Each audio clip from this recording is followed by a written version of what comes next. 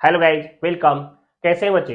बात करें यार कि बहुत सारे स्टूडेंट्स का यह लगातार मैसेज आ रहा था कि सर बीकॉम सेकेंड ईयर 2023 का सिलेबस बता दीजिए। हमारे यूनिवर्सिटी में क्या पढ़ना है, कौन कौन सा टॉपिक पढ़ना है। और लगातार जब सवाल आ रहा था ना यार, तो मेरे मन में भी बेचैनी हो रहा था कि यार कि कब आपको सिलेबस लेकर के आपके पास चला हूं। तो आज के क्लास में मैं बात करूंगा BCom second year syllabus, Pataliputra university का, पटना यूनिवर्सिटी का, मगध यूनिवर्सिटी का, भागलपुर यूनिवर्सिटी का, साथ साथ ललित नारायण मिथिला विश्वविद्यालय का भी। ठीक है, तो यह सारे यूनिवर्सिटी का बीकॉम सेकेंड ईयर में क्या सिलेबस पढ़ना है, कौन कौन सा टॉपिक पढ़ना है, कौन सा बुक आपका चलेगा, यह सारा आज के वीडियो में बताने वाला हूं। पूरा देखिएगा क्योंकि एग्जाम में अच्छे से तैयारी करना है और उसके लिए सिलेबस जानना बहुत ज्यादा जरूरी है। चलिए ध्यान दीजिएगा, बात करते हैं सबसे पहले सिलेबस के बारे में। हाँ बच्चे, तो बात करें यार कि आपने बीकॉम सेकेंड ईयर में पहुंच गए, फर्स्ट ईयर का एग्जाम आपका हो चुका है और आपके मन में यह सवाल आ रहा है कि आपका यूनिवर्सिटी का सिलेबस क्या है। तो ध्यान दीजिएगा, बात करें अगर आप पाटलिपुत्रा यूनिवर्सिटी से बिलोंग कर रहे हैं, पीपीयू, अगर आप पटना यूनिवर्सिटी से बिलोंग कर रहे हैं, पीयू के, ठीक है, अगर आप मगध यूनिवर्सिटी से बिलोंग कर रहे हैं, बोध गया में है आपका मगध यूनिवर्सिटी। बात करें अगर आप भीमराव अंबेडकर यूनिवर्सिटी, जिसको बिहार यूनिवर्सिटी भी कहा जाता है, उससे अगर बिलोंग कर रहे हैं, अगर आप वीर कुंवर सिंह यूनिवर्सिटी से बिलोंग कर रहे हैं, या फिर अगर आप LNMU दरभंगा वाले यूनिवर्सिटी से बिलोंग कर रहे हैं, तो यह टॉपिक, यह सिलेबस अच्छे से जान लीजिए, समझ लीजिए। चलिए ध्यान दीजिएगा, बात करें यह सारे यूनिवर्सिटी के सिलेबस के बारे में बात कर रहा हूं जो बीकॉम सेकेंड ईयर का है। हाँ बच्चे, तो आगे चलते हैं, ध्यान दीजिएगा। यहां पे बात करें, आपको दो ऑनर्स पेपर और दो सब्सिडरी पेपर होता है, साथ साथ एक कंपोजिशन पेपर आता है। टोटल 500 मार्क्स का आपका सिलेबस रहेगा। बीकॉम सेकेंड ईयर में आपका 500 मार्क्स का सिलेबस रहेगा। अभी new economic policy general course के लिए अप्लाई नहीं हुआ है यहां पे। तो आपका 100 नंबर का आपका स्पेशलाइज्ड अकाउंटिंग, मतलब अगर बात करें टोटली, तो 200 मार्क्स का आपका होता है ऑनर्स पेपर। ठीक है, 200 नंबर का ऑनर्स पेपर रहेगा आपके एग्जाम में। 200 मार्क्स का सब्सिडरी पेपर होता है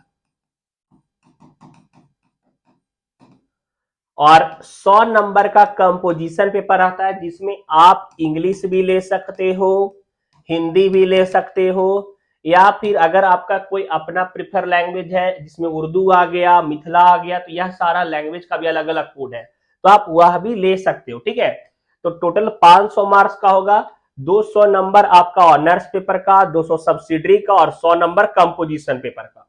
कोई दिक्कत नहीं। अब जानते हैं कि सब्जेक्ट क्या क्या पढ़ना है। देखिए, बात करें आपका स्पेशलाइज्ड अकाउंटिंग, पहला honours paper specialised accounting, advance accounting, corporate accounting, एक ही यार, सारे में ना इंडेक्स सिलेबस सेम है, अलग अलग नहीं है। बुक का कवर अलग हो सकता है कि सेशन के हिसाब से यह चेंज होता है, नए नए ईयर में नए नए कवर आ जाते हैं, लेकिन आपका इंडेक्स सेम रहेगा, जिसमें आपको इतना चैप्टर पढ़ना है, सारा मैं बताऊंगा, समझाऊंगा। देखिएगा, बात करें स्पेशलाइज्ड अकाउंटिंग या कॉर्पोरेट अकाउंटिंग या एडवांस अकाउंटिंग, अगर आप पटना यूनिवर्सिटी से हैं, पाटलिपुत्रा यूनिवर्सिटी से हैं, मगध यूनिवर्सिटी से बिलोंग कर रहे हैं, वीर कुंवर सिंह यूनिवर्सिटी से बिलोंग कर रहे हैं, तो आपको स्पेशलाइज्ड अकाउंटिंग, पहला ऑनर्स पेपर आपका स्पेशलाइज्ड अकाउंटिंग होता है। पहला ऑनर्स पेपर आपका क्या होता है? Specialised accounting. वही हम दूसरे बुक का बात करें तो यहाँ पे कॉर्पोरेट अकाउंटिंग के नाम से ही आता है, सेम इंडेक्स, वही बुक कॉर्पोरेट अकाउंटिंग के नाम से आएगा। क्लियर? और यह दोनों एस एम शुक्ला का भी आ सकता है। अगर आपके यूनिवर्सिटी में एसके सिंह का चल रहा है तो आप वो भी बुक लिख सकते हैं, लेकिन बुक का नाम आपका सेम ही रहेगा, स्पेशलाइज्ड अकाउंटिंग या फिर कॉर्पोरेट अकाउंटिंग। पहला ऑनर्स पेपर यही है। इसमें पढ़ना क्या क्या है ध्यान दीजिएगा। देखिए, सिलेबस के बारे में बात करें तो कुछ आपका 11th से सिलेबस मैचेज है। यहाँ पे 11th अगर पढ़े होंगे अच्छे से, अगर फाउंडेशन कर रखे हैं सीए फाउंडेशन, तो वहां से कोई चैप्टर मिल जाएगा। अगर आप आईपीसीसी में है, आईपीसी, तो वहां से भी कुछ सिलेबस आपको मिल जाएगा इंटरमीडिएट से, सीए इंटरमीडिएट सिलेबस से भी कुछ सिलेबस मिलता है। इशू और फॉरफिटेड ऑफ शेयर आपने पढ़ रखा था 12th में भी। Issue and redemption of preference share 12th में आपने पढ़ा था।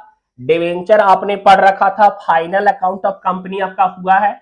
यह आपके लिए नया चैप्टर है, amalgamation of company, reconstruction of company, consolidated balance sheet, liquidation of company, disposal of profit, profit and loss prior और post, double accounting system, absorption, concept and accounting of depreciation, provision reserve and fund. यह सारा chapter आपको specialised accounting या corporate accounting में पढ़ना है और यह 100 मार्क्स का आएगा।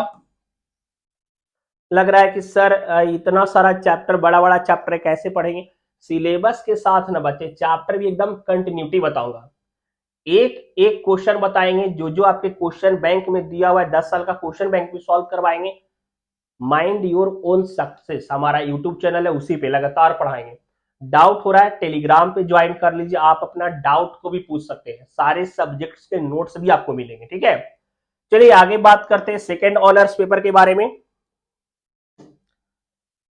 सेकेंड ऑनर्स पेपर आपका बिजनेस लॉ आता है। ठीक है, बिजनेस लॉ या कॉर्पोरेट लॉ। दरभंगा वाले यूनिवर्सिटी के स्टूडेंट्स को कॉर्पोरेट लॉ के नाम से आता है, कॉर्पोरेट लीगल फ्रेमवर्क के नाम से आता है। और पटना यूनिवर्सिटी, पाटलिपुत्रा यूनिवर्सिटी, वीर कुंवर यूनिवर्सिटी और मगध यूनिवर्सिटी वाले स्टूडेंट्स को बिजनेस लॉ के नाम से आता है। ठीक है, बिजनेस लॉ के नाम से बुक आता है। दोनों में इंडेक्स आपका सेम है। यह आपका सेकेंड ऑनर्स पेपर है, यह भी आपका 100 मार्क्स का होता है। सब्जेक्ट इसमें चैप्टर का बात करें तो अगर आपने सीए फाउंडेशन कर रखा है तो आपको ज्यादा मेहनत यहां नहीं करना पड़ेगा, क्योंकि आप ऑलरेडी पढ़ चुके हो सिलेबस, जिसमें आपका इंडियन कॉन्ट्रैक्ट एक्ट पढ़ना है। उसके बाद बात करें सेल्स ऑफ गुड्स एक्ट पढ़ना है। उसके बाद निगोशिएबल इंस्ट्रूमेंट एक्ट पढ़ना है, कंज्यूमर प्रोटेक्शन एक्ट पढ़ना है, कंपनसेशन एक्ट पढ़ना है, एमआरटीपी एक्ट बहुत ज्यादा खास है। पीपीयू वाले स्टूडेंट्स, मगध यूनिवर्सिटी वाले स्टूडेंट्स, वीर कुंवर यूनिवर्सिटी वाले स्टूडेंट, एमआरटीपी एक्ट बहुत ज्यादा चांसेस होता है पूछने का, लगातार एग्जाम में आप दे रहा है तो ध्यान से पढ़िएगा। फॉरेन एक्सचेंज मैनेजमेंट एक्ट वाला क्वेश्चन होता है, क्लियर। उसके बाद आपका 2 सब्सिडरी पेपर है जो 100 मार्क्स का होगा, समझिएगा। ऑनर्स पेपर पढ़ने के बाद आपका 100 मार्क्स का 2 सब्सिडरी पेपर आता है, जिसमें पहला सब्सिडरी पेपर है आपका मनी एंड बैंकिंग और दूसरा है प्लानिंग इकोनॉमिक डेवलपमेंट, क्लियर। यह 2 अलग सब्सिडरी पेपर है, जिसमें आपका मनी एंड बैंकिंग वाले में मनी के बारे में पढ़ना है, कॉमर्शियल बैंक के बारे में पढ़ना है, फंड के बारे में पढ़ना है, तो यह आपका मनी, क्लियर। और इकोनॉमिक डेवलपमेंट के बारे में capitalist economy, socialist economy, mixed economy, economy क्या है, इकोनॉमिक्स क्या है, यह सब स्ट्रक्चर के बारे में पढ़ना है यहाँ पे। तो यह भी आपका 100 नंबर का मनी एंड बैंकिंग पहला हो गया सब्सिडरी पेपर। और प्लानिंग इकोनॉमिक डेवलपमेंट यह भी आपका 100 नंबर का सब्सिडरी हो गया। तो सर 400 का हो गया, 500 100 में और बच गया, जो आप हिंदी भी ले सकते हो, इंग्लिश भी ले सकते हो, या फिर कोई और सब्जेक्ट अगर आपको चाहिए जो आपके प्रीफर में है तो आप वो ले सकते हो। ठीक है, तो यह आपका सिलेबस कंप्लीट हो गया बीकॉम सेकेंड ईयर का। अब लग रहा है कि सर पढ़ाई शुरू करना है, क्लासेस नहीं जाए, ऑनलाइन हो जाए। माइंड योर ओन सक्सेस हमारा चैनल पे प्लेलिस्ट है सेपरेट बीकॉम सेकेंड ईयर का, सारा क्वेश्चन सिलेबस, क्वेश्चंस बैंक से आपके बुक से बताऊंगा, एक एक क्वेश्चन, सारा डाउट भी क्लियर होगा। तो सब्सक्राइब कर लीजिए और देखते चलिएगा, चैप्टर वाइज चलेंगे। और सजेस्टफुल लगा हो, सिलेबस समझ में आया हो तो यार चैनल को सब्सक्राइब करके जाइए और शेयर भी कर दीजिए ग्रुप में। ग्रुप में फ्रेंड में शेयर होना चाहिए यार, इतना साथ तो दे सकते हैं ना। थैंक यू, बाय, मिलेंगे नेक्स्ट क्लास में।